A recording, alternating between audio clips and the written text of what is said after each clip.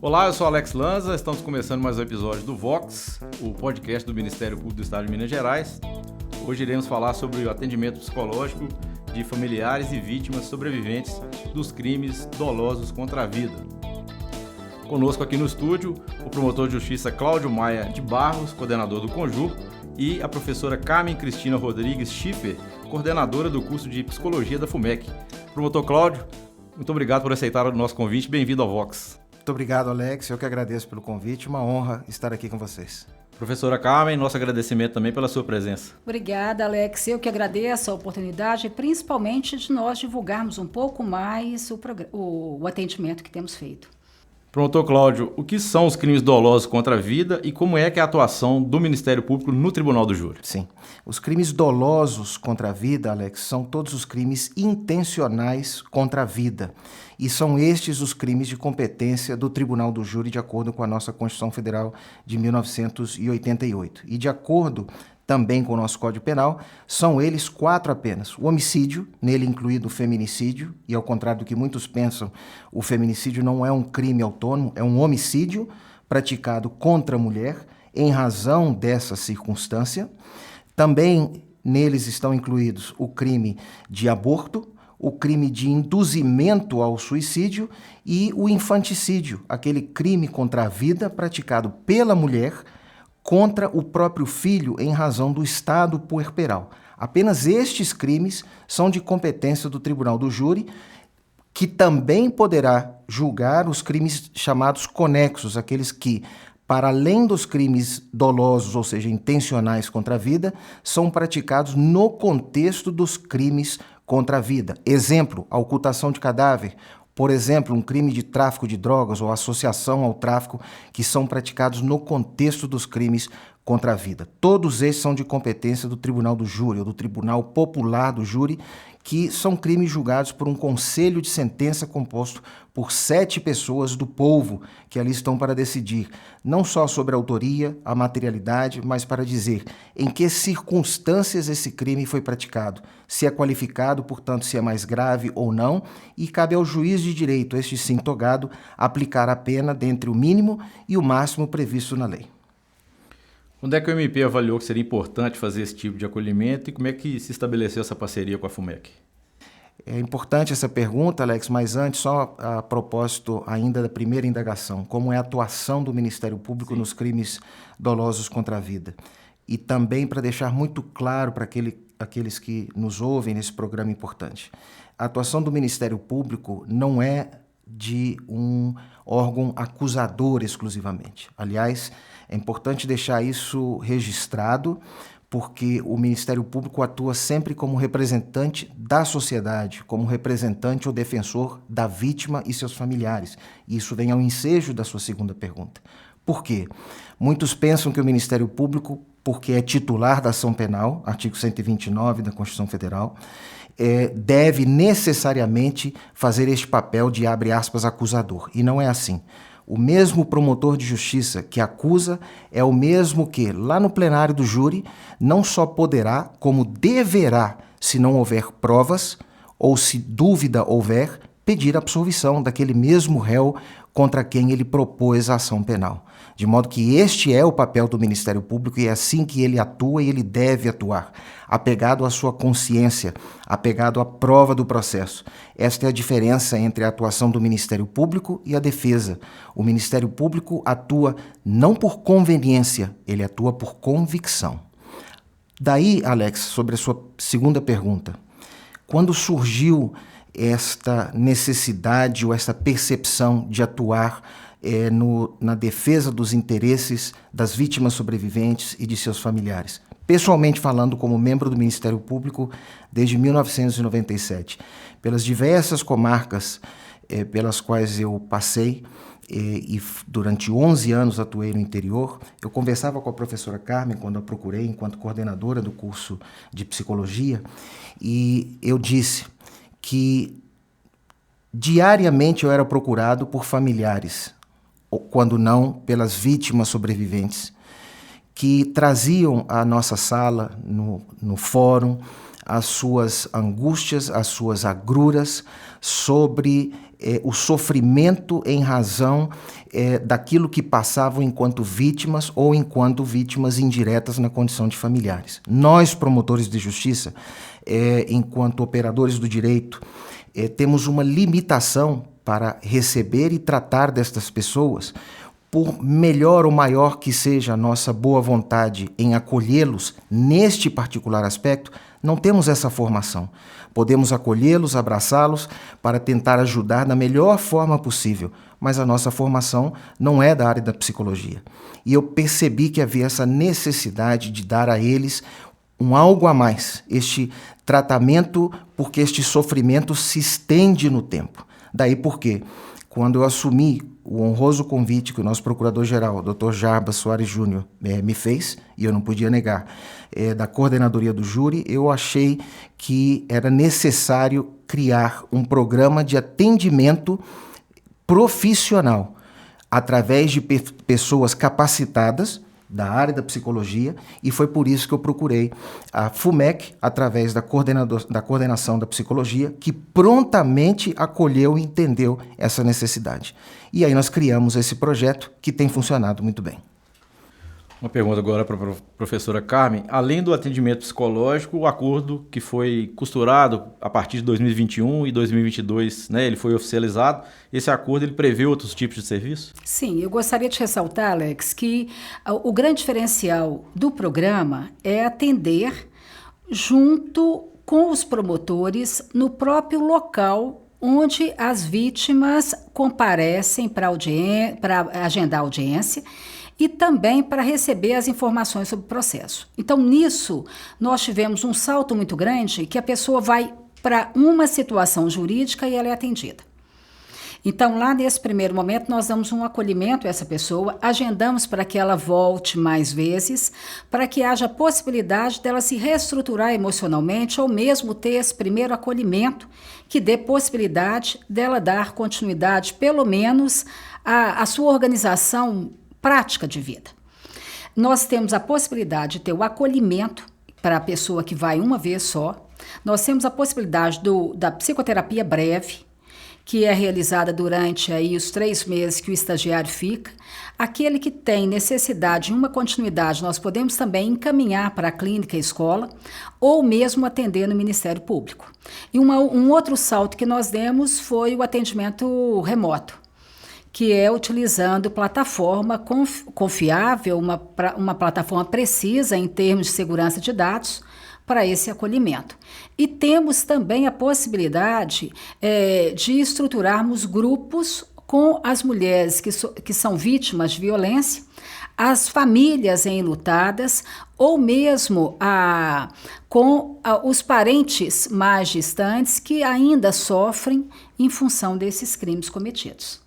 E como é que a senhora vê essa parceria, que além de prestar serviços importantes, ajuda também na formação do aluno da FUMEC? Olha, a primeira coisa que a gente pensou diante da proposta foi abrir a possibilidade dos nossos alunos estarem diante de uma realidade que muitas vezes as instituições de ensino elas não abrem essa possibilidade real e concreta diante dos fatos que nós vemos no dia a dia na realidade.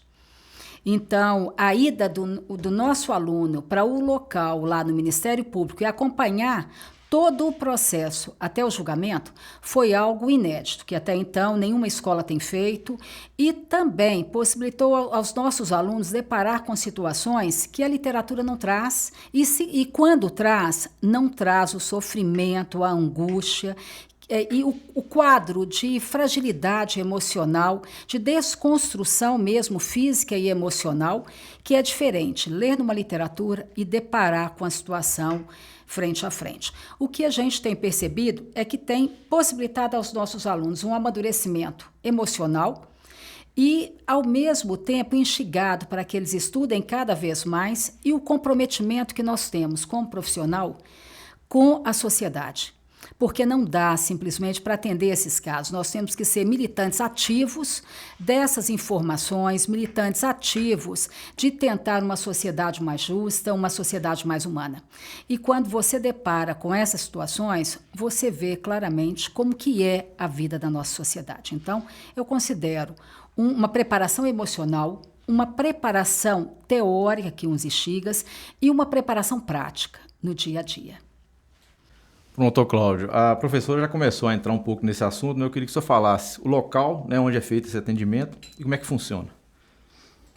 Sobre o local, eu tenho a satisfação de dizer que recentemente, Alex, nós conseguimos, após uma luta por parte da coordenadoria do júri, uma insistência e o acolhimento do nosso procurador-geral, um espaço próprio, inicialmente, como é do conhecimento da professora Carmen, que também lutou conosco nesse aspecto. Nós funcionávamos provisoriamente na sede da promotoria, mas agora nós temos um espaço próprio destinado a esse atendimento, que é na Rua Ouro Preto, número 703, no 5º andar, uma sala própria e destinada exclusivamente para esse atendimento. E por que eu digo da importância disso, Alex? Que é de suma relevância. Porque nesse local são atendidas pessoas das mais diversas categorias e espécies.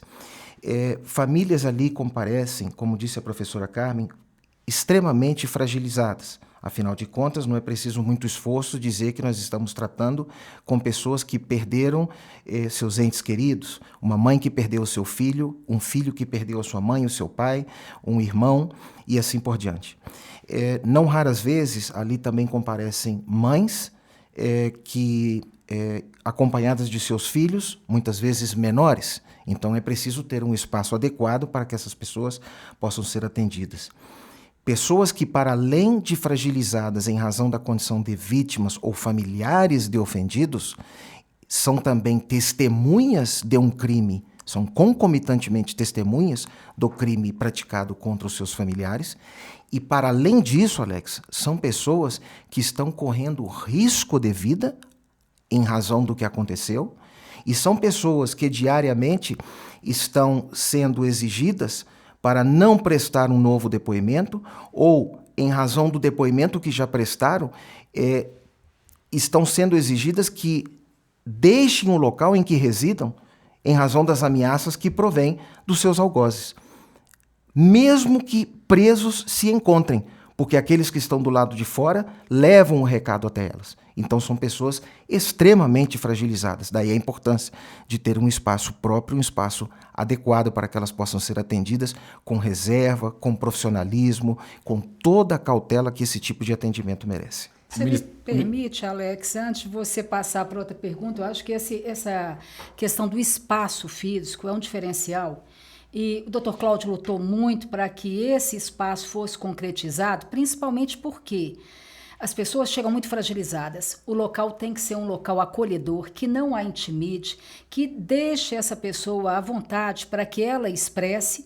E o que a gente enfrentava muitas vezes, a gente tem que deixar muitas vezes uma criança fora da sala por não ter quem atender, ou quem ficar com ela nesse momento. Então, a sala foi equipada de forma que as mães possam, até isso o Dr. Cláudio teve, me permita, viu, Dr. Cláudio, essa preocupação da mãe entrar e ter um espaço que a gente possa ali ter uma hora de jogo com a criança ou deixá-la numa hora lúdica para que a gente possa entrevistar os pais, ou no caso a mãe ou o pai ou o envolvido na situação. Isso facilitou muito o trabalho e, ao mesmo tempo, nos permitiu ter uma qualidade melhor de prestação de serviço. E já é possível a gente ter um levantamento de quantas pessoas já foram atendidas? Temos sim. Hoje nós chegamos a aproximadamente 150 pessoas, no caso famílias atendidas. Dessas 150, ao ensejo do que a professora Carmen disse há pouco, respondendo a sua pergunta, Alex, apenas 10 tiveram seu atendimento concluído, para vocês terem uma ideia do que é esse atendimento complexo, prolongado, e aqui eu faço um registro, é um atendimento por força do nosso convênio, do nosso termo de cooperação, que começa com a investigação e não tem prazo para encerrar. Por que não tem prazo? Porque, como eu costumo dizer, reitero agora, e a doutora Carmen encampou essa ideia de uma forma muito especial, já na primeira conversa que nós tivemos. Eu costumo dizer, Alex, que o sofrimento começa com a prática do crime, se estende durante a investigação, é prolongada durante a ação penal, as audiências, durante o julgamento, mas ela não se encerra com o findar do processo. Ela se protrai para todo sempre, porque não vai ser o encerramento do processo que vai pôr um fim a esse sofrimento. Daí a necessidade do tratamento se prolongar enquanto se fizer necessário. E só o profissional da psicologia tem o olhar, Alex, para dizer quando é necessário encerrar ou até quando é preciso prolongar esse tratamento. De modo que dos 150, apenas 10 encerraram. Ou seja, apenas 10 famílias tiveram o olhar da psicologia para dizer estão de alta. Outros 140 continuam e temos em torno de 12 em fila de espera aguardando atendimento. A gente vai fazer um breve intervalo agora. Daqui a pouquinho a gente volta com o segundo bloco do Vox. Defesa da Mulher é uma série do Ministério Público para a Rádio MP que vai falar e explicar sobre os sinais de um relacionamento abusivo. É importante não ignorar os sinais. Em 2023, a Lei 13.104, conhecida como Lei do Feminicídio, completa 7 anos de existência e os dados continuam alarmantes. Em 2022, o Ministério Público de Minas Gerais atuou em mais de 9.500 casos envolvendo violência doméstica. De 2016 até 2023, foram registrados em Minas Gerais 1.710 casos de tentativas de feminicídio e 1.136 feminicídios consumados. Nesta série, você vai conhecer situações cotidianas de abuso. Fique atenta e saiba como agir a qualquer sinal de violência. É importante buscar ajuda. Informe-se, proteja-se. Você não está sozinha. Nada justifica a violência contra a mulher. Se você vive uma situação de violência ou conhece alguém nessa situação e deseja ajudar, faça uma denúncia anônima. Ligue 190 se você está sofrendo violência ou se ouvir gritos e sinais de briga. 180 para denunciar violência doméstica. 100 quando a violência for contra crianças. 127 Ouvidoria das Mulheres do MPMG. Compareça à Delegacia de Mulheres da sua cidade, ao Centro Especializado de Atendimento à Mulher, à Promotoria de Justiça da sua comarca. Na sua cidade não existe serviço de atendimento à mulher em situação de violência? Entre em contato com a Delegacia de Polícia mais próxima, o posto da Polícia Militar mais próximo, o Serviço de Assistência Social do seu município, a Promotoria de Justiça, o Fórum ou a Defensoria Pública da sua comarca. Você também pode usar a internet. Acesse a delegacia virtual ou baixe o MG App Cidadão. Ministério Público de Minas Gerais. Siga a gente nas redes sociais. Procure por MPMG Oficial. Para mais informações, acesse mpmg.mp.br. Rádio MP, em todo lugar ao seu lado. Estamos de volta com o Vox, hoje recebendo o promotor de justiça Cláudio Maia Barros, coordenador da Coordenadoria do Tribunal do Júri, e a professora Carmen Cristina, coordenadora do curso de Psicologia da FUMEC. Professora, as pessoas que passam por essa situação, no mínimo, estão muito fragilizadas. Quais as principais necessidades na hora desse acolhimento? Olha, o que a gente tem visto, Alex, as pessoas chegam, completamente destruídas emocionalmente, fragilizadas, inseguras, sem projeto de vida, com uma perspectiva de tentar suicídio que é real. A gente chega às pessoas falando que a vida perdeu sentido, que diante de tanto sofrimento elas preferem morrer. Então, são sintomas que a gente detecta desde o início que são graves. E vão numa tentativa de quê? De muitas vezes alguém que venha apagar essa dor. Nós não temos como apagar essa dor, mas nós temos como acolher essa pessoa, trabalhar todo esse sentimento de perda para que ela elabore essa perda e que ela comece a pelo menos perceber e a criar outra perspectiva de vida, criar projetos de vida. E o que a gente tem trabalhado muito com elas é que por mais que esse sofrimento exista, ela está viva. Então, o que ela pode fazer para dar conta de reconstruir a sua vida e reconstruir a sua vida familiar? Porque muitas vezes o que a gente depara é perder um filho, mas tem outros filhos que precisam também dessa mãe ou desse pai. E no caso também que a gente tem deparado com crianças que muitas vezes perderam os pais. Até então a gente não atendia a criança. Nós começamos a partir da sala que foi criada a atender as crianças, porque o sofrimento também é intenso. E o que a gente deparava nessas crianças? Um certo embotamento, uma dificuldade de ir para a escola, um nível altíssimo de agressividade, uma falta de contato social, uma redução, melhor dizendo, desse contato social. Então, o que a gente tem proposto? É um período que a gente possibilite um acolhimento e um período que a gente possa trabalhar esse luto, abrindo possibilidade de construir projeto de vida, o que a gente chama de ter potência de ação, para que ela comece, portanto, dentro das condições que ela tem, que são mínimas no momento inicial, a ter, pelo menos, uma luzinha no fim desse túnel, para buscar reestruturar suas vidas. Já foi falado um pouco aqui, mas eu queria que o promotor Cláudio explicasse um pouco melhor essa questão do perfil, né, das pessoas que são atendidas. São todas as classes sociais e todas as idades, né? Tem essa visão para poder, digamos, abraçar todos aqueles que estiverem necessitando desse acolhimento.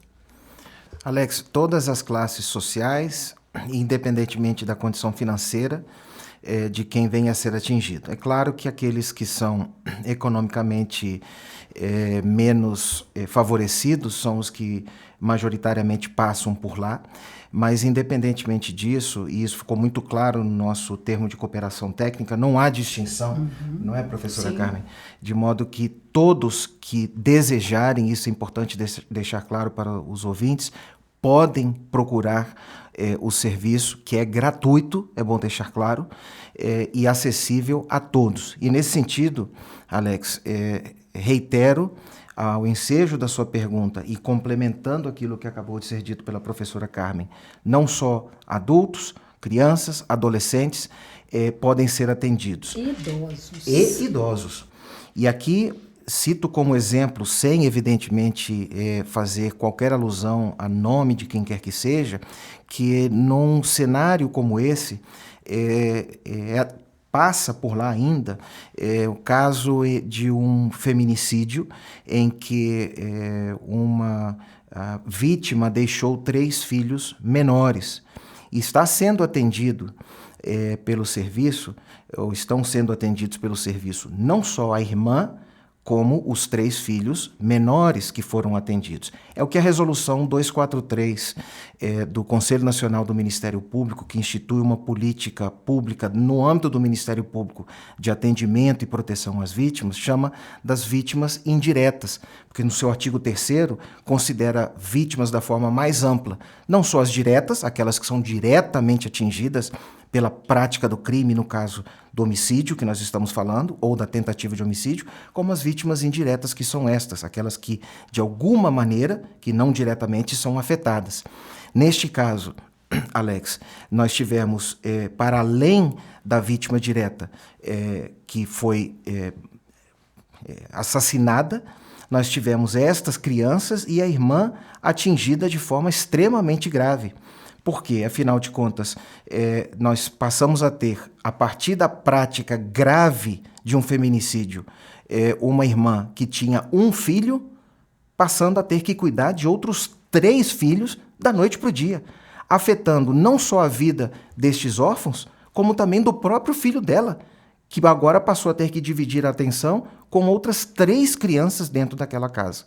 Então, por aí você vê que o projeto é o mais amplo possível, acolhendo e abraçando todo tipo de pessoa em qualquer circunstância. Vamos entrar um pouquinho mais na questão da parceria, né? O senhor disse que percebeu essa necessidade de atender de uma forma especial essas pessoas, né? De dar esse acolhimento, e isso começou a ser construído lá em 2021, e em 2022 foi assinado o termo. Queria que vocês falassem um pouco mais como é que foi essa aproximação entre Ministério Público e FUMEC. O senhor começa, doutor Cláudio? Não, eu gostaria, porque nós recebemos o convite do doutor Cláudio, Então, para que ele relatasse como é que foi esse percurso e depois como é que nós fomos estreitando os laços dessa parceria. E eu complemento, doutor Cláudio. Agradeço, professora Carmen.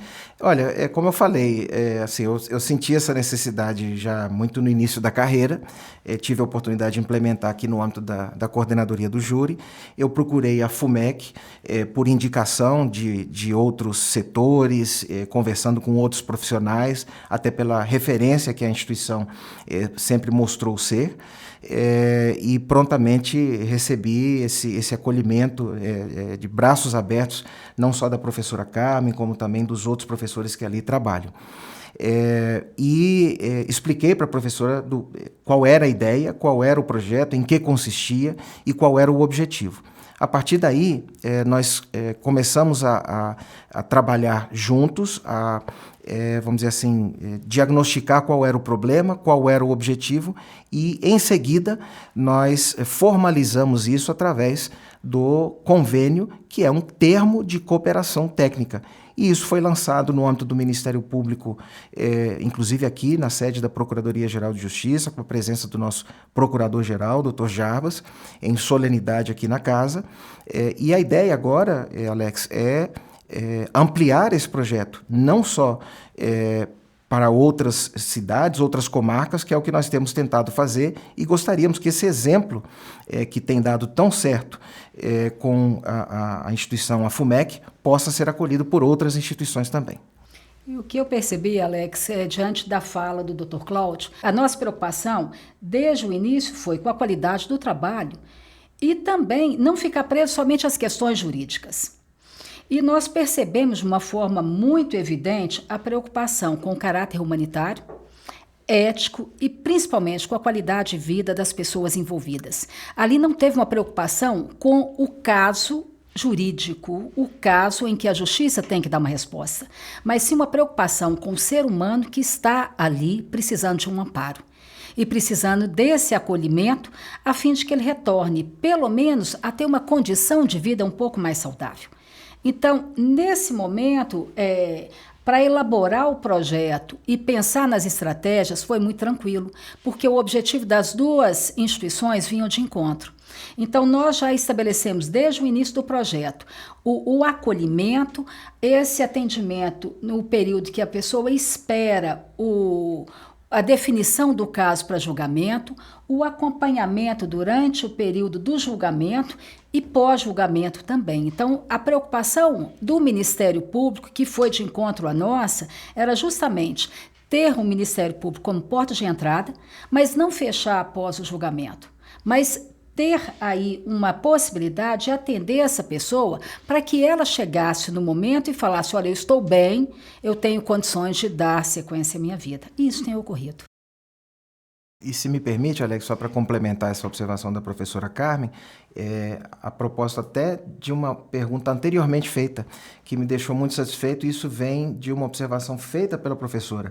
Abertos os editais no âmbito da instituição, a notícia que nós temos por parte da FUMEC é que sempre há uma concorrência muito grande por parte dos alunos que se interessaram sobremaneira pelo projeto desde o início, e ao que parece continua assim.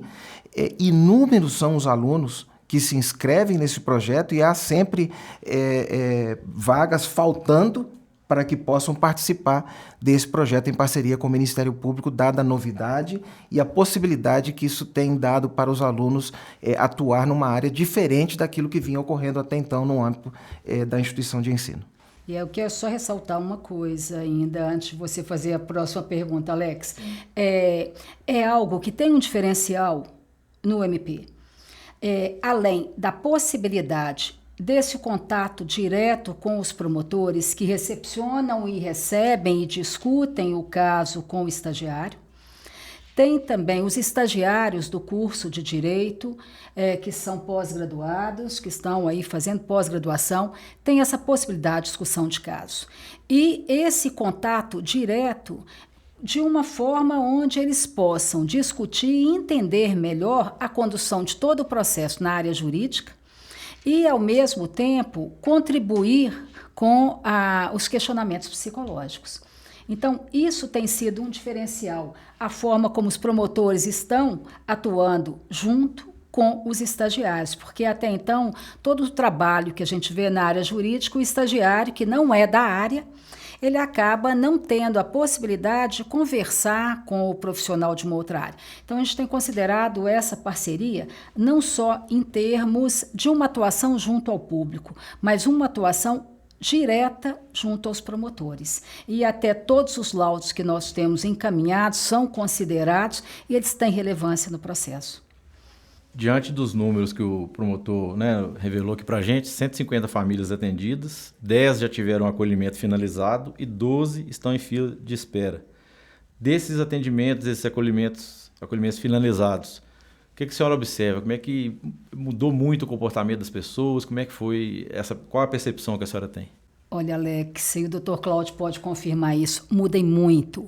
Uma pessoa que chega sem perspectiva nenhuma de vida e pensando até em tentativa de autoextermínio, quando você finaliza o processo com ela e vê ela construindo o projeto de vida, restabelecendo sua vida afetiva, já com um nível de maturidade muito maior para não repetir, muitas vezes, escolhas que foram até inadequadas de um passado, é muito gratificante. Ou até mesmo mães dando conta de perceber que elas têm outros filhos e que elas precisam cuidar delas e cuidar dos outros filhos e que têm um marido também, retomando a condição de vida e sabendo que teve uma perda, mas que essa perda é algo do seu percurso, mas que ela tem que dar conta também de ter ainda felicidade, ter prazer e se reconstruir.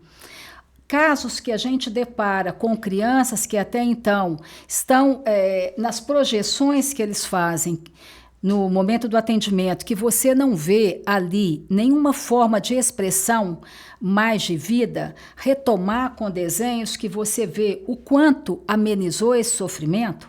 Então, para nós também como profissional, é lógico que a gente quer ver a melhor dos nossos pacientes, a gente quer que eles sejam felizes e reestruturem sua vida, é muito significativo.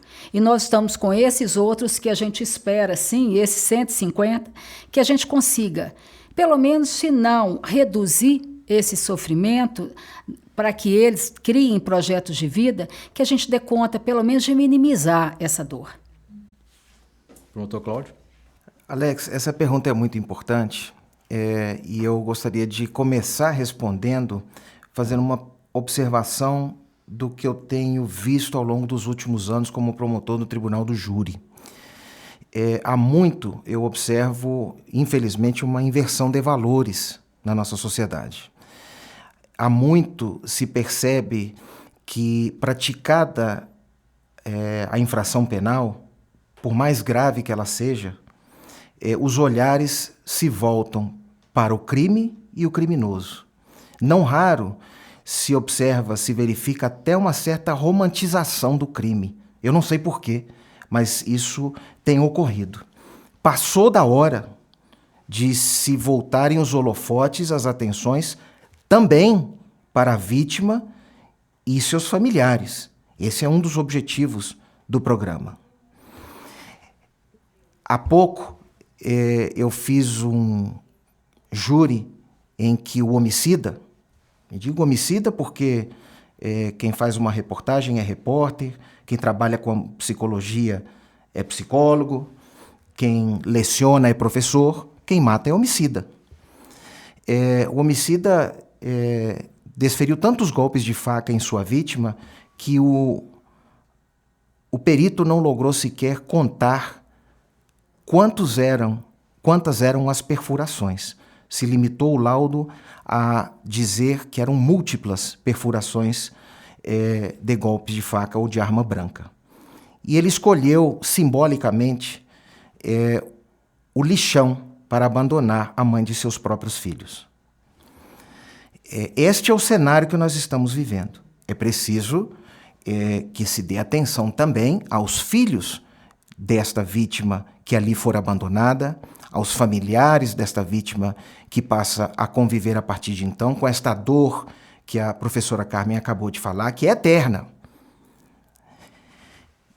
E ao ensejo da sua pergunta, portanto, Alex, fazendo este contexto, eu após alguns meses trabalhando com esse projeto e após algumas reuniões de trabalho, professora Carmen, eu tive a alegria de, em um caso especificamente, ouvindo uma senhora e uma acompanhante dela, que obviamente eu não vou citar nome, ouvir diretamente na mesa de trabalho, salvo engano a professora Carmen estava presente, dessa senhora ouvir que após meses de contato e de atendimento gratuito pelo Serviço de Psicologia, objeto do convênio da FUMEC com o Ministério Público, essa senhora, mãe de uma filha assassinada, estava finalmente conseguindo sair de casa para ir ao supermercado.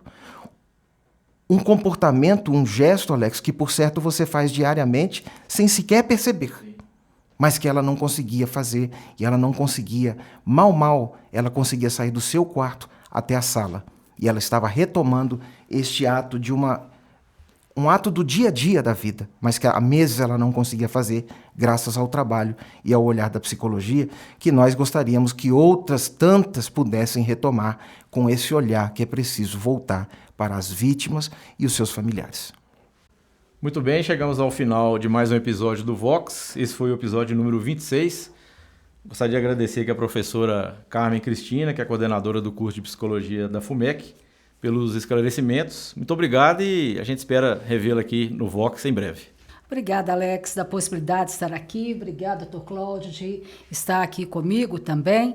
Eu agradeço a oportunidade, principalmente, de divulgar o trabalho e abrir a possibilidade de mais pessoas que necessitem buscarem um atendimento.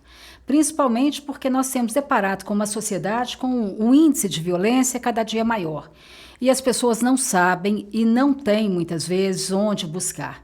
Então, é uma oportunidade que elas estão tendo e, ao mesmo tempo, de um serviço de qualidade e onde elas vão ser muito bem atendidas. Então, eu que te agradeço a oportunidade, Alex. Obrigado também ao promotor Cláudio Maia, que esteve conosco, prestando esses importantes esclarecimentos a respeito desse atendimento que é feito lá no Tribunal do Júri. Obrigado, Alex. O agradecimento é todo meu. É uma honra estar aqui com você, na nossa casa, para poder falar um pouco sobre o programa. E reitero que todos aqueles que eventualmente precisem do programa, e aliás, relembro que esta semana saíram os novos números, índices de criminalidade, ao ensejo do que disse a professora Carmen. Lamentavelmente, o estado de Minas Gerais é o segundo que mais mata mulheres no país, segundo dados oficiais. Daí porque, mais uma vez, reiteramos para que todos aqueles que queiram procurar o programa se sintam livres e à vontade para fazê-los.